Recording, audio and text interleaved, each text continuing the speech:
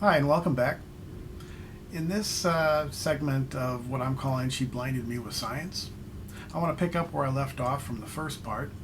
In that episode, I was trying to make the point that there's certainly a place for the psychological science of behavior.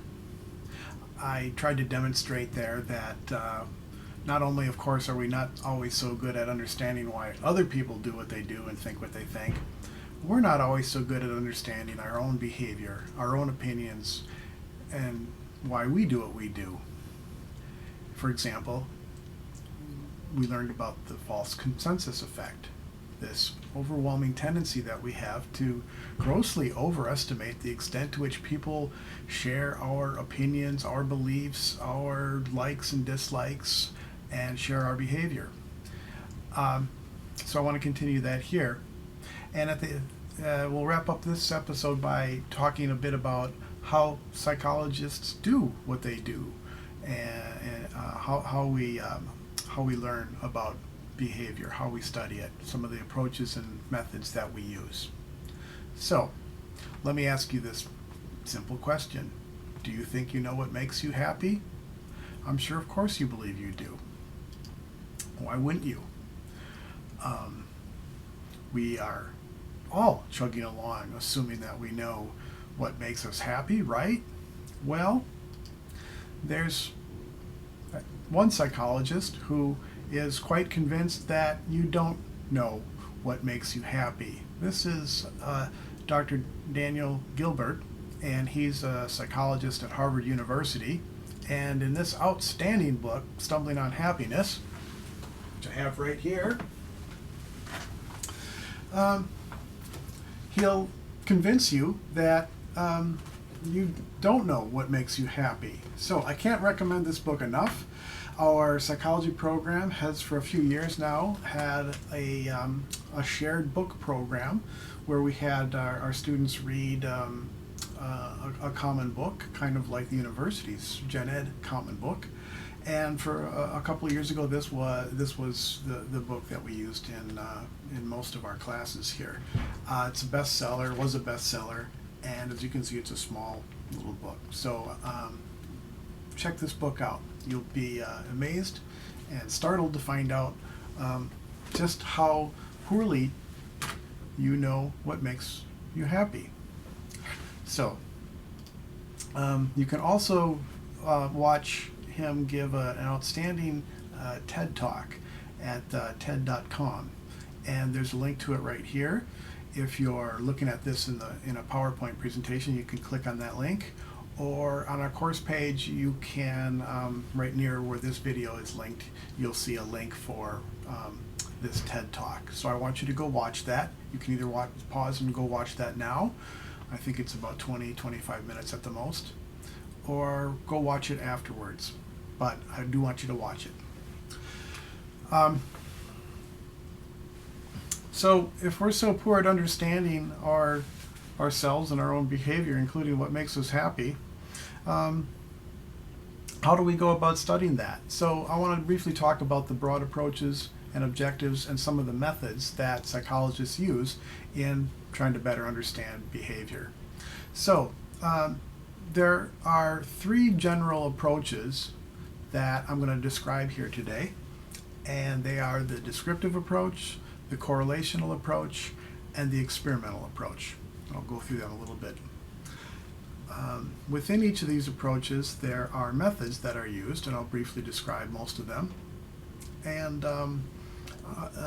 these are, I'm presenting them in a hierarchical fashion, in that starting with the simpler approaches and moving on to the more complicated and the ones that give us more complex answers about behavior. So each category builds on the previous and incorporates the previous. So let's start with this first, the descriptive approach. And in this approach, we're doing what it sounds like we're doing. We're describing.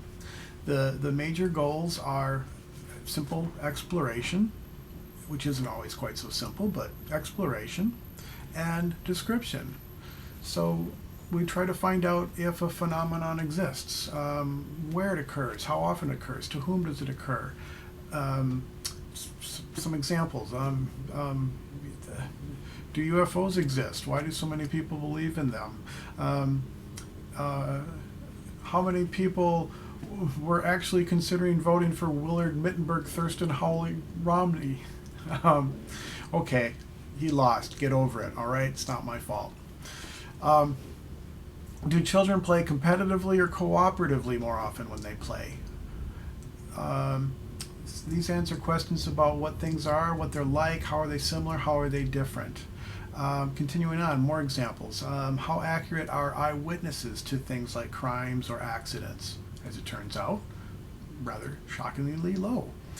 And we'll talk about that at a later point in the semester. So, animal examples, in a colony of monkeys, which is a hierarchical species, who are the more dominant and submissive members? What kinds of behaviors seem to make them more submissive or more dominant? Okay, these are rather descriptive kinds of questions, and they don't tell you a whole lot about a whole lot of complicated things.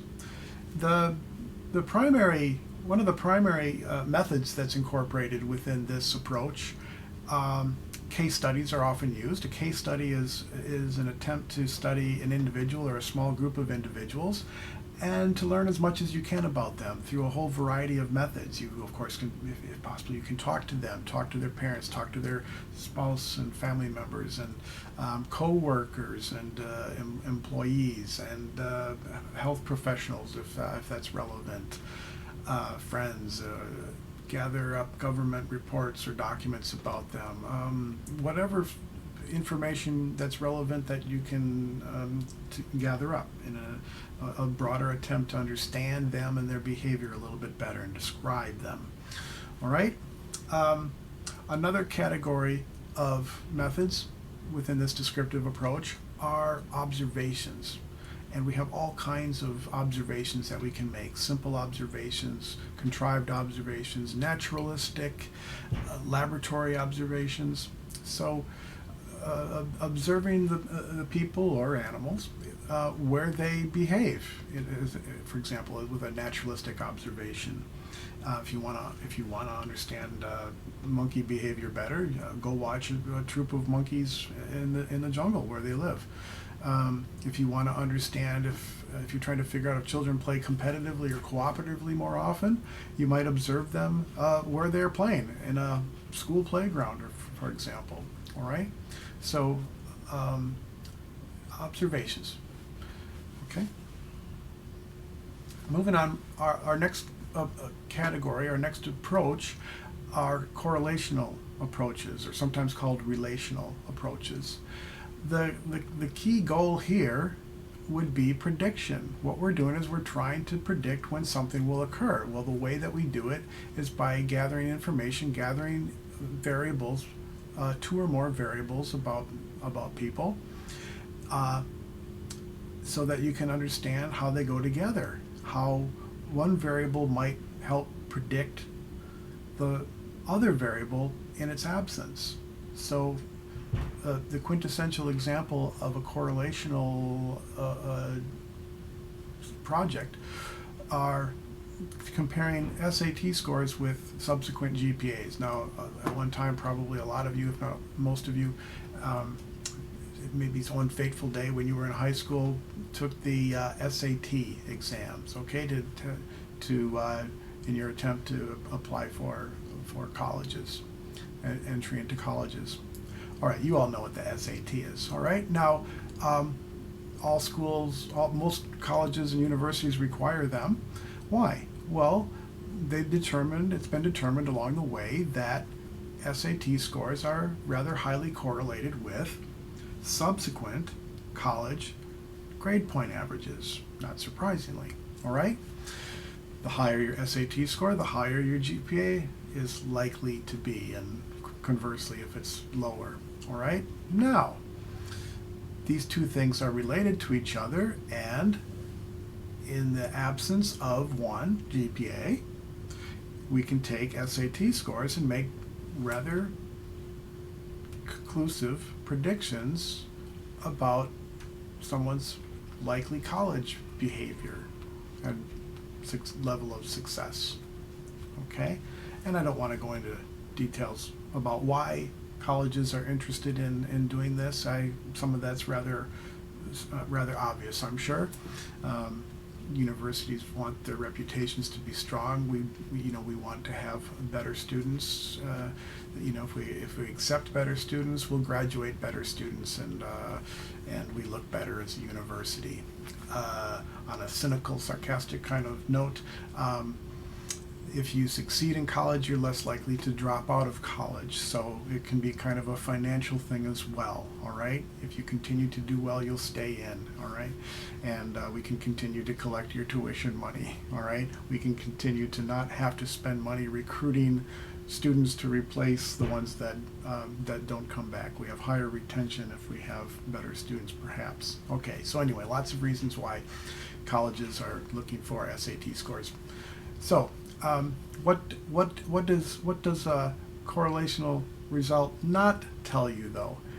It does not tell you anything about what causes the other variable, all right? So SAT scores are related to GPAs, but I think you'll agree with me, it's not surprising that how you did that one fateful day in high school when you took the SAT doesn't determine how you're going to do in college. If you did well in the SAT, you didn't go, woohoo, I'm guaranteed to do well in college and now I don't have to work hard at all. Okay, so they don't cause, we cannot determine cause and effect relationships with correlational research, but we can understand how two things are related to each other, and therefore it allows for prediction. Now, pause and think for a second about how important prediction is to you. It's very important. From the moment you wake up until your whole day, you're making predictions. From the moment your eyes open up, you start to predict and think about who you're going to see, what kind of day is it, what do I have to do today, who am I going to see, what do I have to dress like, what's the weather like, how do I dress for the weather, but how do I dress, how do I have to smell today, what kind of shower do I have to take. You all have your different versions of your shower. You got your quick shower, you got your medium shower, you got your full-on shower. Those of you out there with a little bit more of an obsessive compulsion might be thinking people have different kinds of showers. I have my 45-minute shower that I take several times. No, I'm just teasing. But anyway, we have different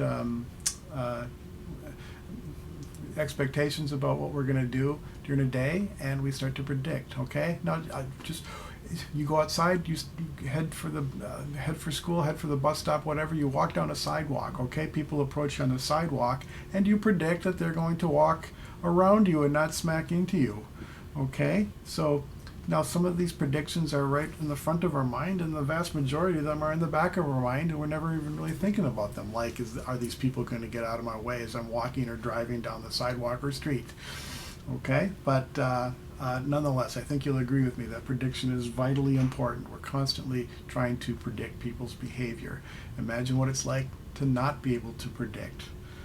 Why, indeed, that causes distress, anxiety, depression, right? These are the sources of depression and anxiety. The failure to be able to predict, to not feel like you have any understanding of what's going to happen in your life. Okay? So one of the strongest things I can say about behavior, one of the most predictive things I can say about behavior is that, for better or for worse, future behavior is best predicted by your past behavior. Okay? Now, that's great when things when things go well.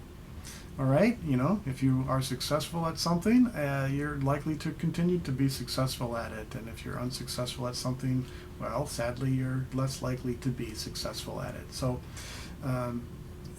it's for better or for worse that this is true. Now, when it's for the worst, don't have too much cause for alarm. The great thing about being a human is that, well, we can control our behavior and we can change our behavior. So we're not locked into these kinds of things. But then there it is. For better or for worse, the best predictor of future behavior is past behavior. Okay. Now, I said it already, but I want to say it again. A correlational approach does not let you reveal cause and effect relationships. Correlation does not equal causation. I sometimes will have a class stand up and chant and repeat after me over and over again. Correlation does not equal causation. Okay? It's a very important concept. Sometimes we're easily tempted to think that when we see a correlation between two things that we understand the cause, that we've revealed the cause. If I tell you that ice cream sales go up on hot days, your common sense tells you that when it's hot, you want something cold to eat or drink, like ice cream. When it's freezing cold, you probably are not likely to think and desire ice cream. Okay, so if I keep track of the temperature and I keep track of how much ice cream is sold at a Baskin and Robbins or something on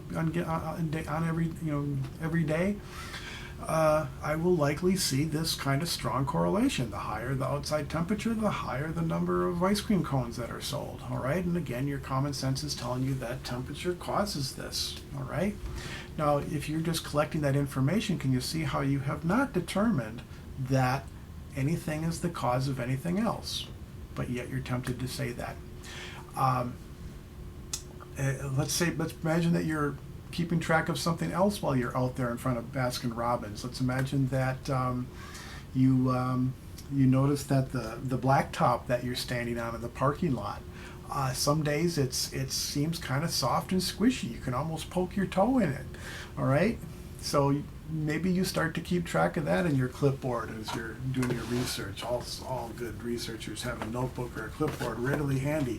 All right, so maybe you start to have a column for the temperature each day that you're standing out there, and a column to report how many ice cream cones you see being carried out in the hour that you stand there.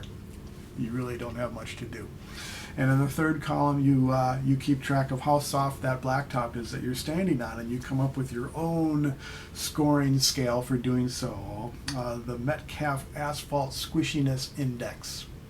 All right, on a scale of 1 to 10, how soft it is. All right, and lo and behold, after you're done, you have all these columns, and you start to be able to make correlations between things, and you start to notice that, hey, as the temperature goes up, not only are the number of ice cream cones being carried out going up, but the heat, the squishiness index of this black top is also going up. All right, now again, your common sense is telling you that yes, a hot day, the sun is melting the blacktop, literally melting it and making it softer, and on cold days it's solid and firm. All right, now let's take the other two variables and put them together. All right, so as ice cream sales go up, the squishiness index also goes up. Now, are you tempted to say that one of those is causing the other? Of course not. That's preposterous. How could it be? People are running to the parking lot and sticking their toe in it and saying, "Oh my gosh, the blacktop is really soft and squishy. I've got to go get myself an ice cream cone." Or that's crazy. Or the other way around, that so many people trampling out of that store with ice cream is softening up the blacktop and making it soft. Okay, no, those are possible explanations, but they're silly and crazy. You don't even entertain them. Now, the way of gathering the information was identical for all three variables, and so can you see how the method that you incorporate, this kind of surveying method, which by the way is the method employed in correlational research, you can build on the descriptive research by adding observations and case studies, but typically you take surveys. Now, I started this by saying that a correlational design is comparing two or more variables to see if they're related to each other. So this back to the survey is a common method. All of you have taken a survey, but have you ever in your life taken a survey that had a single question? No, of course not. Okay, that wouldn't be a survey. Surveys are usually many questions, and so the researchers might be trying to identify many things that are correlated with each other. Okay, so that's the correlational approach, usually incorporating a survey kind of method. All right, involved with prediction. Okay. Okay. Now, correlation does not equal causation unless we're talking about chocolate.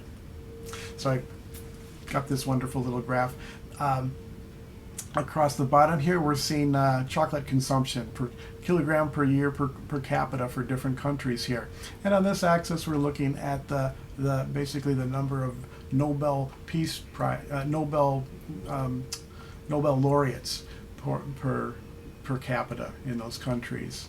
And look at the wonderful thing that we see here. We see sort of an upward sloping relationship here. The more chocolate is consumed in a country, the more likely they are to win Nobel Prizes. So Switzerland is apparently one marvelous place for Nobel Prize and chocolate consumption. All right, they consume the most chocolate per capita, and they have the most number of Nobel laureates per capita. All right. There's Norway, my second home, Norway. Great chocolate. People there love to eat it, and they have a relatively high number of Nobel laureates, right? Maybe surprisingly, there's the U.S. right down there in the middle. I thought we ate chocolate like crazy, but as you can see, some other European countries are a little bit more prolific at their chocolate eating than we are. Okay, so as chocolate eating goes up, so do Nobel Prizes. Okay, now seriously though, I don't think that eating chocolate is going to and lots of it is going to win you a Nobel Prize. But you can't argue with this kind of relationship here. Fun to look at. All right. So the third approach that we use is the experimental approach. All right. Now again, this is building on the descriptive and the correlational approaches and using some of their methods and building on it. All right. So in the experimental approach, the method that's used is, not surprisingly, the experiment. All right. Experiments. So the main goals of experiments are explanation and, well, control. Being able to predict behavior is marvelous and wonderful. And life is stressful and depressing without prediction. But what's even better than prediction? Right there in the middle of the screen. Control. We like to be able to control not only our own lives, but the lives of people around us, don't we? Okay? So how can research be put to use to change or modify behavior? That's the primary goal of the experimental approach and experimental methods. All right? Determining cause and effect relationships, not just correlations, but a special kind of correlation, that one variable not only is related to another, but it causes an effect or a change in some other variable or variables. Okay? So, does watching violence on TV cause aggressive behavior? Now we know that watching violence on TV is correlated rather strongly with aggressive behavior, but does it cause it? That's the rub. That's a little bit difficult to tease out. Okay? Some possible, just because they're highly correlated doesn't mean that you have determined a cause and effect relationship, right? It's possible that people who like aggression and violence like watching it on TV and in movies and so on, and video games. All right? It doesn't necessarily demonstrate that one is causing the other. All right? Okay. Well, this method represents an attempt to control and manipulate the conditions that might determine the phenomenon. So, for example, can feedback be used to increase recycling behaviors and sustainable kinds of behaviors? Well, the answer is yes. Let me give you an example. Reach back on my bookshelf for another book here. Two of them. I will be talking about these books and their author at another time in the semester, but I want to introduce them to you now. All right. First, the author If you can see that, that's Robert Cialdini. He's one of my favorite psychologists. And this book is called Influence. His other book, more recent book, is called Yes, 50 Scientifically Proven Ways to Be Persuasive. Robert Cialdini is the guru of influence and persuasion in psychology. He's dedicated his career to it. And these are both absolutely fantastic books. Like Stumbling on Happiness was one of our shared books. This too was the first year that we did the shared book program. This was the book that we used. It's a marvelous book. I can't recommend it enough. In fact, I'm going to be demonstrating and talking about a lot of books this semester. This one is my number one recommendation of all the books I'm going to talk about with you this semester. This is my number one recommendation for all of you. Think how important influence is to you in your life. We're constantly trying to influence people, like I'm just talking about here. Control and influence. These are, it's not just enough to predict. We want to be able to influence. And people are constantly trying to influence us. So the more we know about it, the better we can be at influence, and the more we can protect ourselves from people when we need to protect ourselves against the influence practitioners out there. People are constantly trying to separate us from our money, our time, and so on. Okay? So the more you know about it, the better. So read these books. So I brought this up because of the question, can feedback be used to increase recycling and sustainable kinds of behaviors?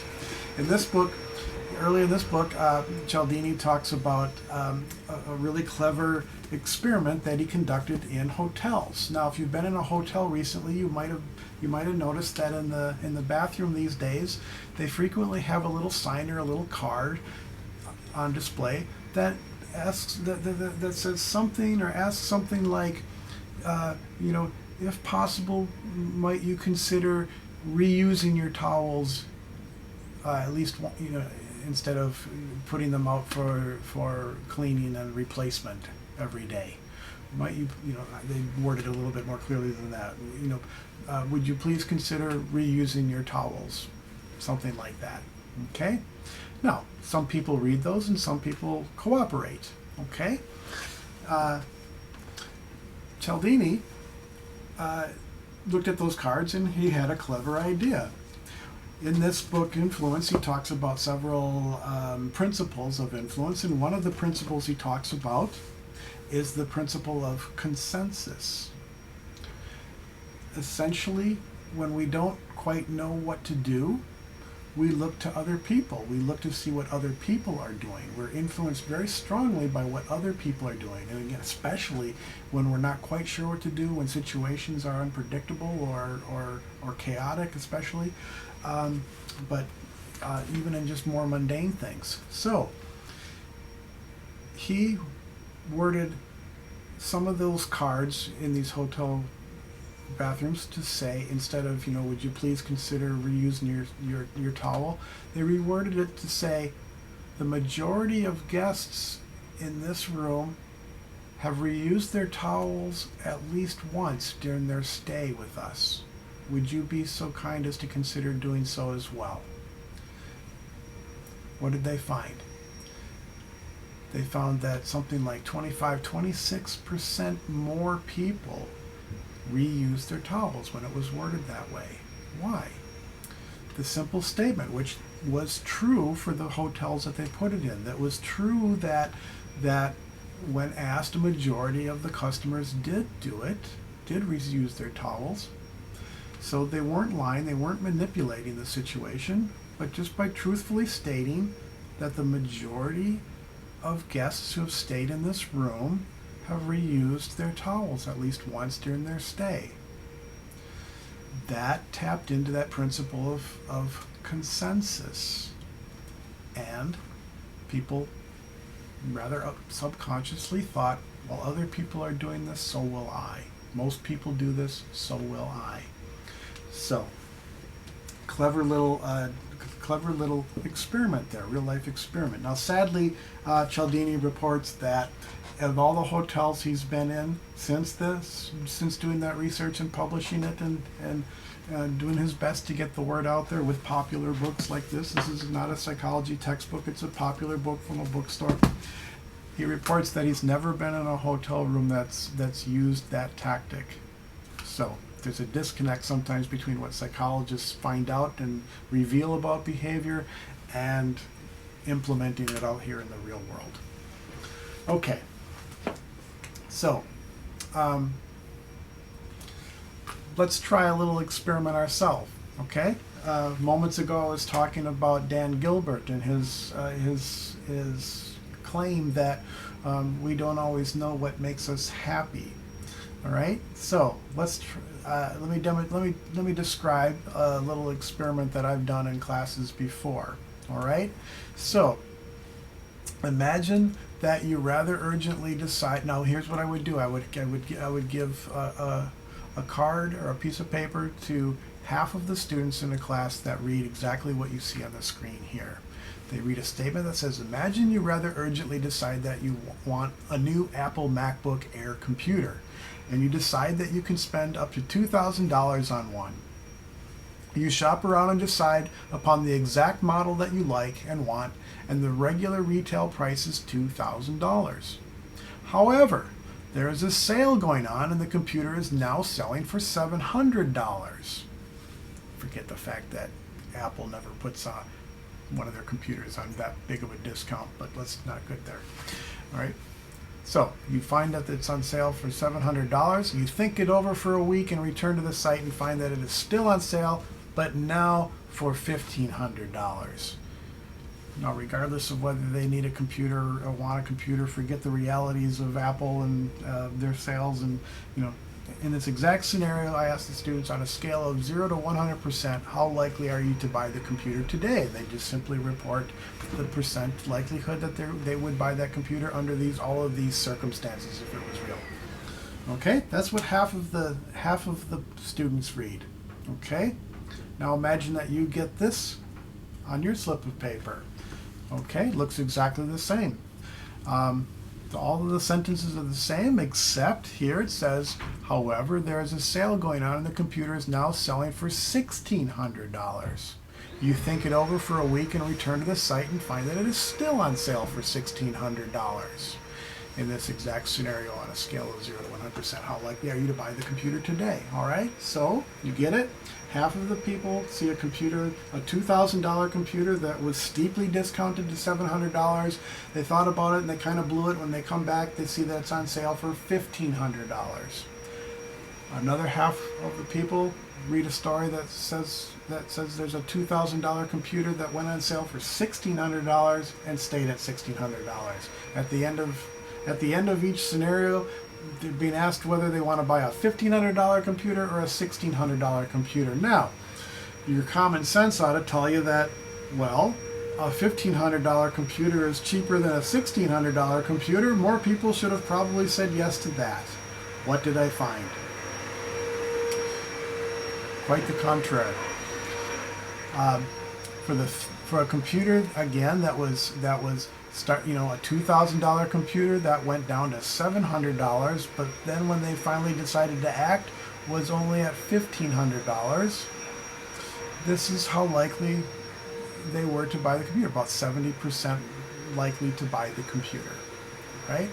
Contrast that with the group that saw a $2,000 computer on sale for $1,600 and stay at $1,600.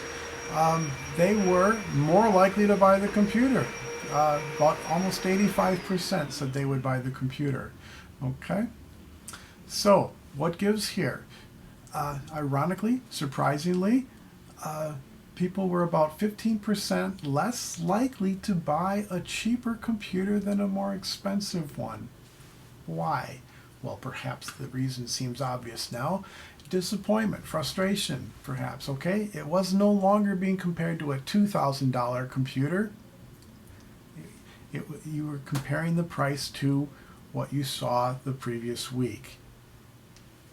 It was $700 for this group, and so at $1,500 just suddenly didn't seem like quite the bargain to them, compared to a group that saw, hey, $2,000 computer, $400 off, sounds like a marvelous deal to me, and they were more likely to buy it. So, few people would predict that would be the result ahead of time. And You think that you know what makes you happy about a computer and whether or not you'd like to buy it, and well, there you go. We don't always know the truth. So this is revealed by a very simple little experiment that incorporates these features here. Okay, so let me explain the logic of a simplest case kind of experiment. We'll use this example here. Now, this is a very scary looking sketch that I made here, but it's my attempt to summarize what's going on in a simple kind of experiment, all the factors. Okay, so let's start up here.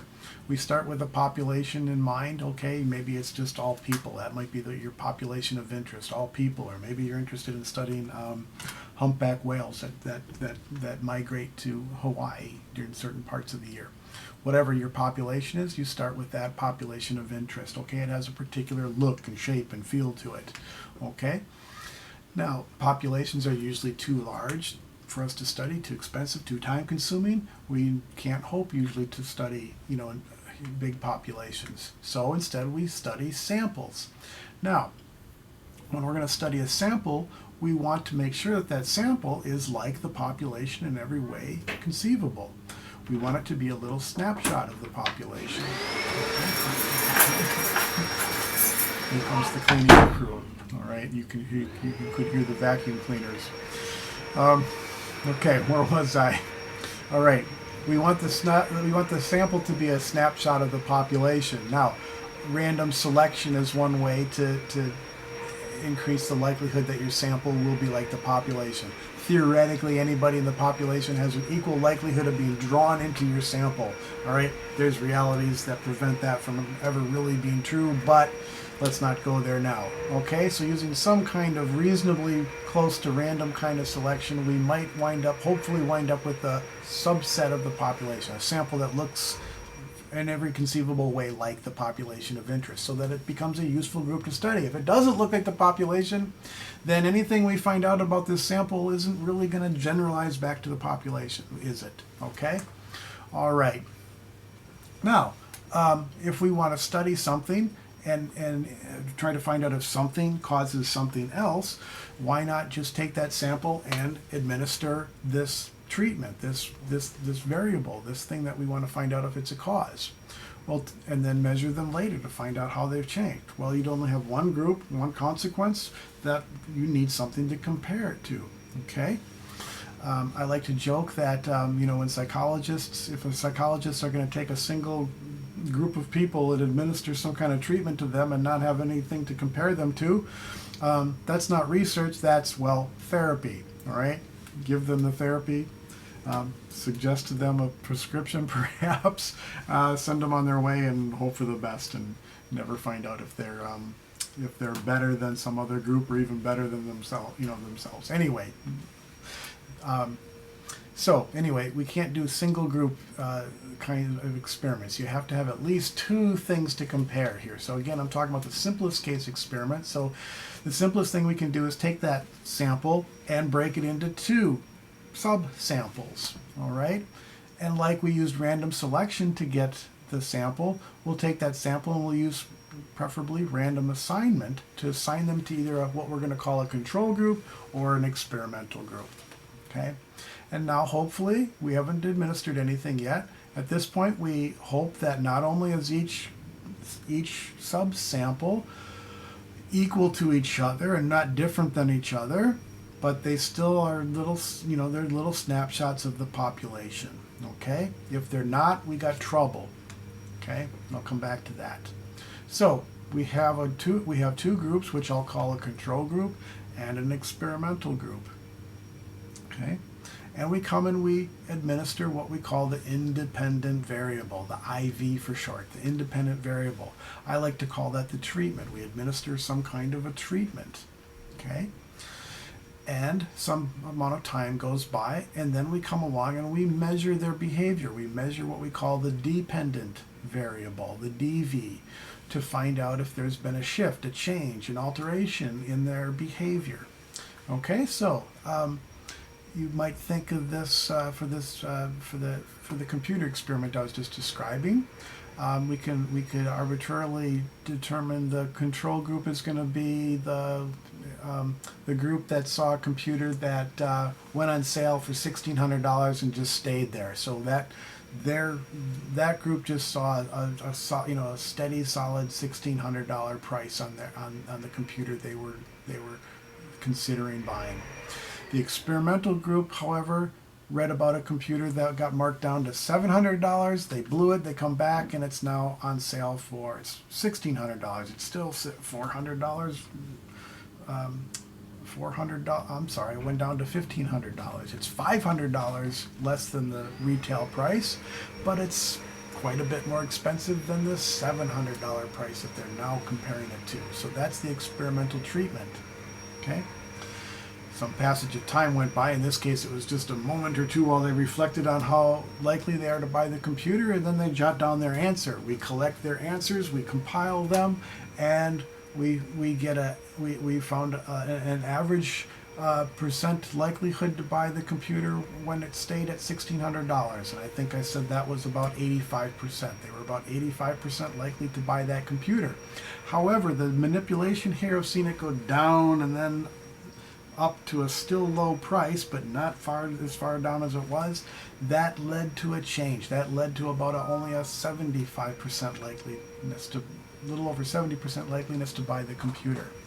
Okay, so at the end of this, we saw a change. We saw a difference here. Okay, and we turn to statistics, the field of the discipline of statistics, to help determine if this is a difference that's beyond what we'd expect to see by just chance variation and fluctuations alone. We don't expect people to all behave alike. Some people, we're all different, so people behave differently. So we can't turn to mathematics to understand human behavior. We have to turn to statistics and probability. How likely is it that these differences that we're seeing between these two percentages are due to just chance or something real, this manipulation? Okay. Now, I haven't talked about something else I have on the picture here. This dashed line, this border around my experiment, and all these weird space aliens bouncing off. Okay, I'm going to mix metaphors here.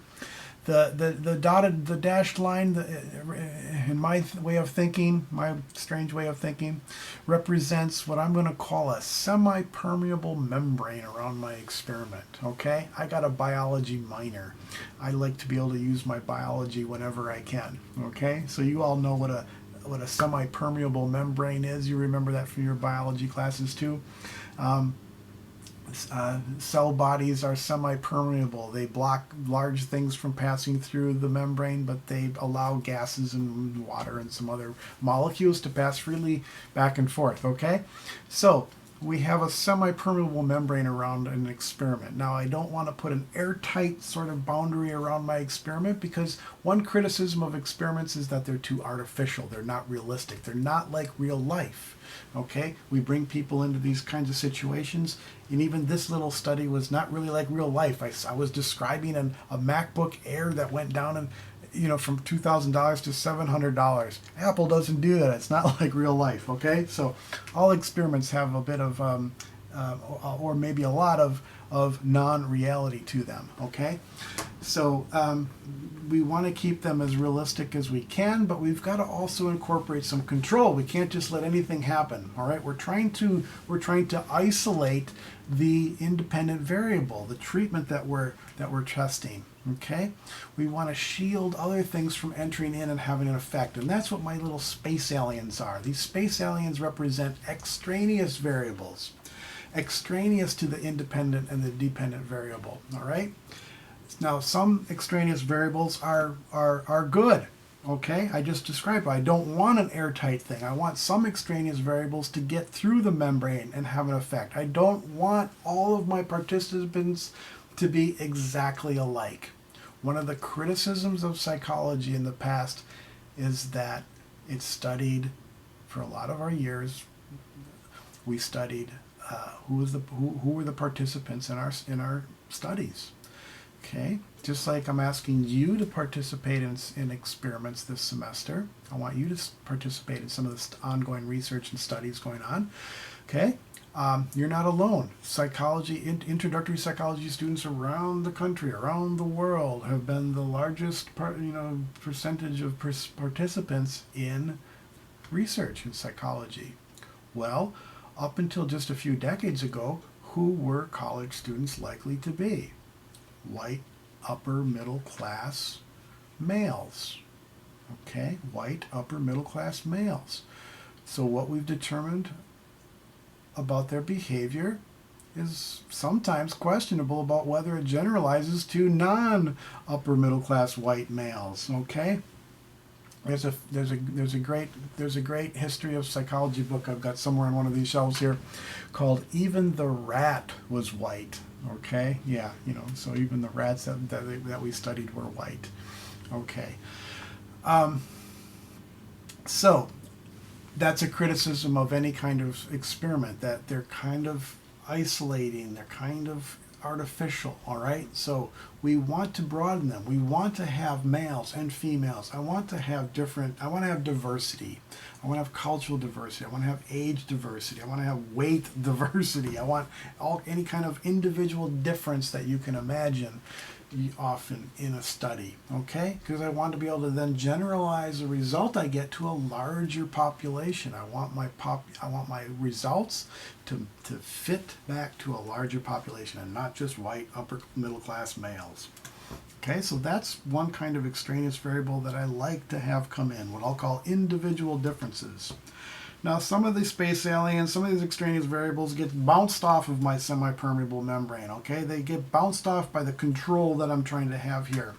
I don't want to have certain things like, well, I started this by saying that I want the control group and the experimental group to be alike before they read the story, okay? I don't want to have one group already likely to buy a computer or be more likely to buy a computer than another group. If one group is already more likely to say, yes, I want to buy the computer, then how am I going to determine that it's due or not due to the story that they read, to the manipulation about the price that they read? Okay? So that would be a confound. If I let that get in, that would be what we call a confound. It would confound my experiment. If this group, for example, was more likely to buy it, and at the end, oh my gosh, they're more likely to buy it, I would be erroneously led to think it might be due to my treatment, when boom, it was just a confounding variable that I mistakenly let in. Okay? With drug research, this is a very common kind of thing. In drug research, if people know that they're getting the treatment, if they know that they're getting, if you're in a study that's supposed to help cure cancer or heart disease or depression or anxiety, whatever, if you know that you're in a group getting the actual treatment, your expectation can have an effect. Okay? We call that the placebo effect. If you think a drug will work, whether you're getting it or not, if you think you're getting it, it often has an effect. The placebo is the most marvelous discovery, a medical discovery of all. Cures people 50% of the time in most studies. Okay? So that would be a confound, these expectations that people have. If you know you're getting the treatment or you know you're not getting the treatment, that can be a confound and it can yuck up the results, okay? So you'd want to keep people blind as to which group they're in, okay? Likewise, if the researchers who might be taking dependent measures, who might be interacting with the participants in a study, if they know what treatment the participant is getting, they might behave in ways that affect their behavior. They might do so intentionally in a malicious way. I mean, that's the worst case scenario, that a researcher would purposely go in and try to make the study match the results that they want. That can happen. That has happened occasionally. That's a horrible, purposeful kind of confound. We like to think that doesn't happen very often. We like to have all kinds of control to prevent that from happening. Okay, but even maybe more insidious than that is somebody who doesn't think that they're going to be biased. I don't intend to treat people differently. If I know what group they're in, but they do so anyway, unconsciously. They might not even realize it, but just by the way they talk, their mannerisms, their gestures when they're talking to somebody, okay, might affect their behavior. And the dependent measure that you're measuring at the end, okay? So we'd want to keep anybody here inside the study, the researchers or the people running the study. We'd like to keep them blind as to what treatment the participants got. So when the participants and the researchers are blind to the treatment, we'll call that a double-blind experiment, okay? Now, I hope that partially explains the logic of a simplest case kind of experiment, all right? Now, experiments are seldom this simple, where we have just two groups being studied with just one independent variable. We have all kinds of variations and complications of this type of design, but this is the basic, this is the logic. If you can understand the logic of this, you can relatively easily understand the logic of more complicated kinds of designs where you have more groups, okay? The hotel towel study I was describing, okay? You might have a control group that doesn't have any kind of sign whatsoever, so measure what percentage of people reuse their towels when they're not even asked. A group that had the traditional kind of placard that said, you know, hey, would you please consider reusing your towels at least, you know, sometimes while you're staying here, okay? That might be one experimental condition. And then Cialdini came in with his consensus manipulation saying the majority of people who stay in this room have reused their towels at least once. That might be a third group, okay? And if they came up with another idea of another word to test it, and they did, they had other variations that they tested, they could get even higher. They could get even higher results if they were even more specific with the consensus. If they said not just that, you know, if one card said the majority of guests who stay in our chain, our hotel chain, reuse their towels at least once, that led to an increase in compliance. But if they worded it more specifically and said the majority of guests who have stayed in this room have reused their towels more than once, people identify, hey, the people who stay in this room are even more like me. Now, this might not be a conscious process that they're thinking of, but these seem to have an effect. They feel more of a connection, more of a similarity, more of a consensus with the people that must have been in this room just like them. Okay? That led to even higher levels than just saying the majority. Okay? So anyway, they had different experimental groups. That's my point here. You might not just have two control and experimental groups. You might have multiple. You can have multiple independent variables going on at once, and I don't want to talk about all that right now. Okay? So anyway, that's my snapshot of a simplest case experiment. Let me know if you have any questions about that. Okay? So there we are. I'm going to end this She Blinded Me with Science segment on this note. We saw that there's indeed a need for psychological science. We're not always good at understanding our own behavior. We already know we don't understand other people all the time all that well. So if we need a psychological science to understand other people, now you know that we also sometimes need it to understand ourselves. We don't always know ourselves, which is a surprising thing. Okay? So you heard about some of the three major categories and approaches that we use to study in psychology. And to wrap up again, one more time, the descriptive, the correlational, and the experimental approach, and some of the methods that we covered within each of those categories. Okay, so there you go. I hope this was illuminating. I hope you learned something. I'll see you next time. Thanks. Bye-bye.